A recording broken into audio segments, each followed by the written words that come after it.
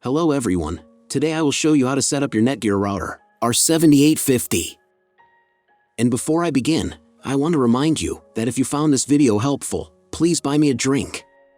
Every pint of beer helps me in the creation of more valuable content for you. So the first thing that you will need to do is to turn on your router. Plug one end of the power adapter into an outlet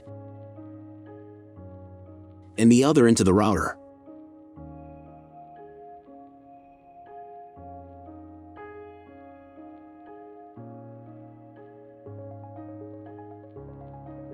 Then press the power button.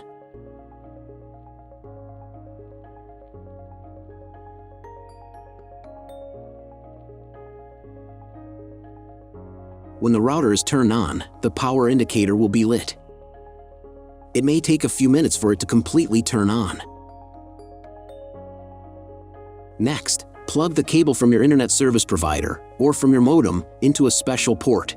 This port is usually labeled as internet, and usually it has a different color. Each cable should be inserted until it snaps into place. Now, you need to reset the router to the factory settings. Press and hold the reset button on the router for 10 seconds until the indicator lights on the router begin to flash.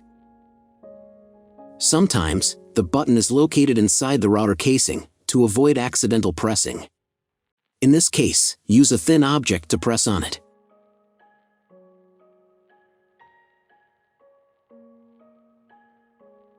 The router will reboot, and the settings will return to the factory defaults. Plug one end of the Ethernet cable provided with the router into one of the LAN ports.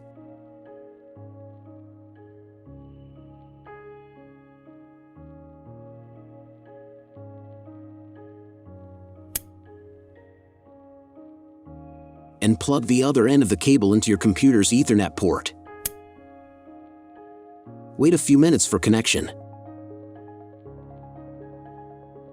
Great, we've connected the router to your computer. Now, you will need to set it up.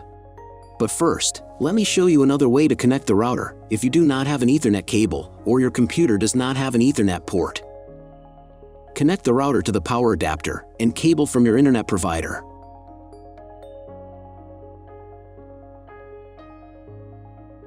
This will enable Wi-Fi. If your router is new and hasn't been set up, your Wi-Fi network will be named after the router. Your router has a unique Wi-Fi network name and password printed on a sticker.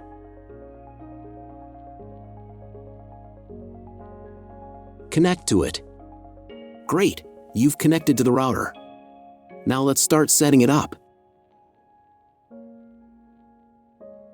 First, open your web browser and visit the URL you see on the screen.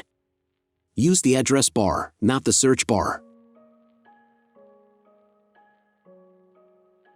At the beginning, click here.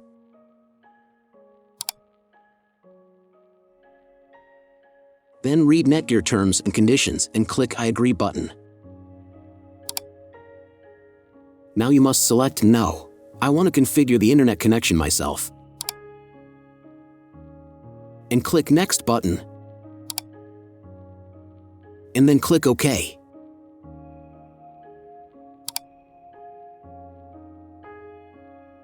If your router's settings don't look like my settings, it means that your router has different firmware.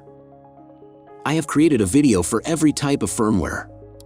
In the description below you can find all links to them. The first thing you need to do is set up a new password.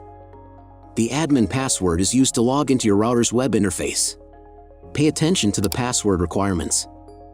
Write your new password in the first field and duplicate it in the second field. Next, select 2 security questions and write answers for them.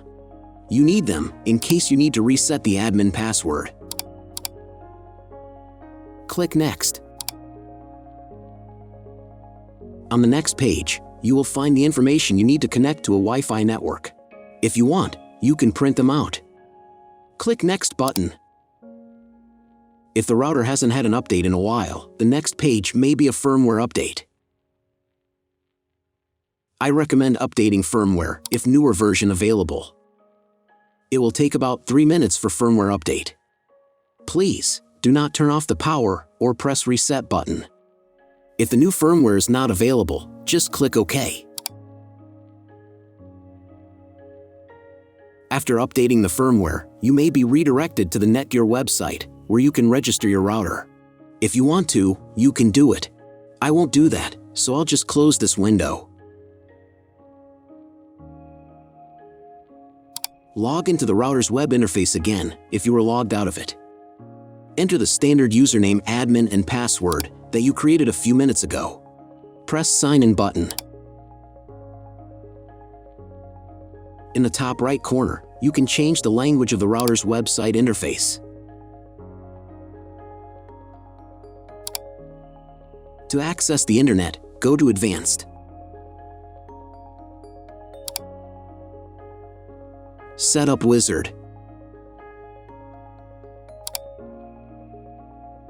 Press No.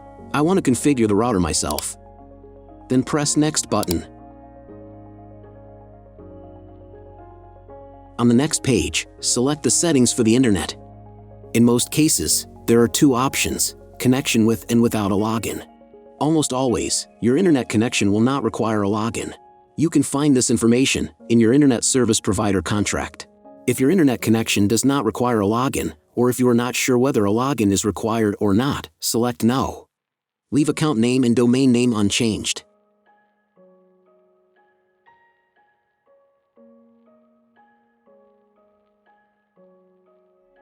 Select Get Dynamically from ISP in the Internet IP address section.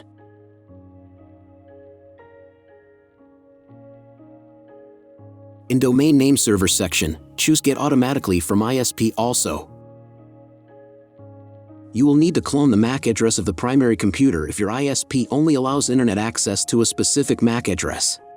If you are not sure about these settings, select the Use the Default MAC Address option. Check again that your settings are the same as mine. And click Apply. In most cases, you will not need to clone the MAC address. But if you can't get connected after the quick setup, I'm going to show you how to clone the MAC address later in the video. Now you must reboot the router. Go to Advanced. Advanced Home. Click on the Reboot button. And click OK.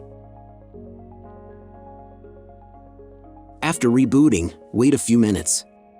Try to Google something. If it doesn't work, check all the cables. They must be connected properly. Then log into the router control panel again.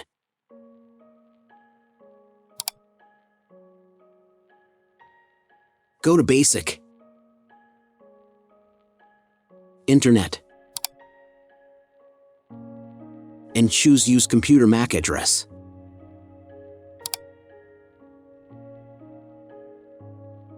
Click Apply button. And then reboot router again.